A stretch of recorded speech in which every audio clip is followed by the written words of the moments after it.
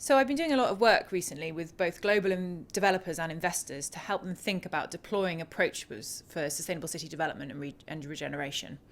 I thought it might be quite interesting to share some of those learnings with you today. So what I tend to do with my clients is to get them to close their eyes and think about what we mean by a sustainable city.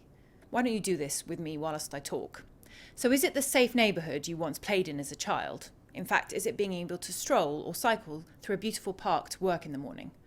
Or is it living in a new development of green buildings full of innovative renewable technologies? Perhaps it's all of these things and more. I would then suggest that my client repeats this exercise with his or her stakeholders to come up with a shared sustainability vision for the development. So in terms of the main challenges and the main reasons why sustainable neighbourhood and city development is so difficult, I think there are 4 of them. Firstly, there's the long gestation. A development timeframe is often 10 to 20 years. Projects stop and start before they get off the ground, subject to the external forces of funding and planning. Secondly, there's the issue of phasing, whereby you need to consider and address different environmental and social impacts prior to the development, during construction, and then during building or operational or legacy phase. Thirdly, neighbourhood developments are so complex spatially. You need to consider impacts at an individual building level, site-wide, and then outside the domains of the site. And finally, there is the issue of unexpected outcomes. A neighbourhood-scale development is a rare opportunity for a once-in-a-generation transformation, but the pitfalls are huge. Visionary architects of the 60s and 70s certainly did not design their social houses in the sky, thinking that one day they would turn into the decrepit estates of the future. And so what are the evolving solutions to these challenges? I think there are a number of evolving solutions. The first of these is green building rating systems. Typically, a global developer will make a site-wide commitment to LEED Gold or BREEAM Excellent. And in London, major regeneration projects such as Stratford City, Greenwich Peninsula and Elephant and Castle have set goals to achieve BREEAM Excellent and Code for Sustainable Homes Level 4 standards across the development.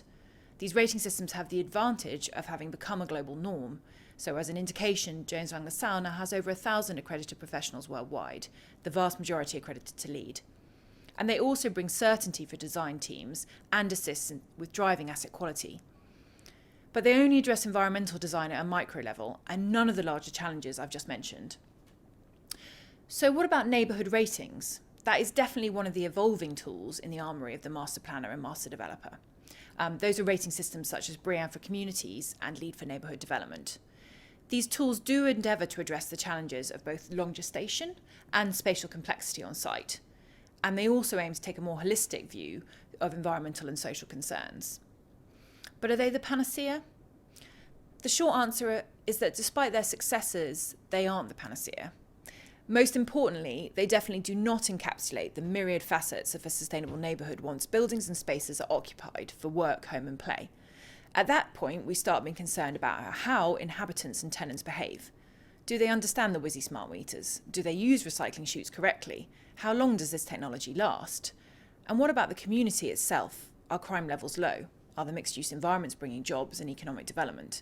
Are people healthier and happier than they would be in another neighbourhood? So what is the solution? Well, Jones Lang LaSalle's approach certainly recognises the importance of rating systems for crafting sustainable neighbourhoods. But we also think that these systems are no substitute for a holistic vision set over 20-30 years or a strategic plan to turn that vision into reality. Now, our work with global developers and city authorities, as well as our research partnership with the Carbon Disclosure Project for Cities, has enabled us to develop 8 catalysts for sustainable city and neighbourhood development.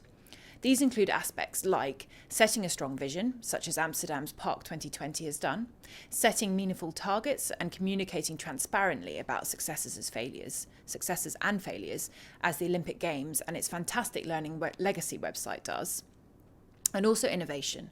Consider, for example, Singapore's Gardens by the Bay and its super trees. Now you can read all about these catalysts and more details about these projects on our Global Sustainability Perspective May 2012 edition.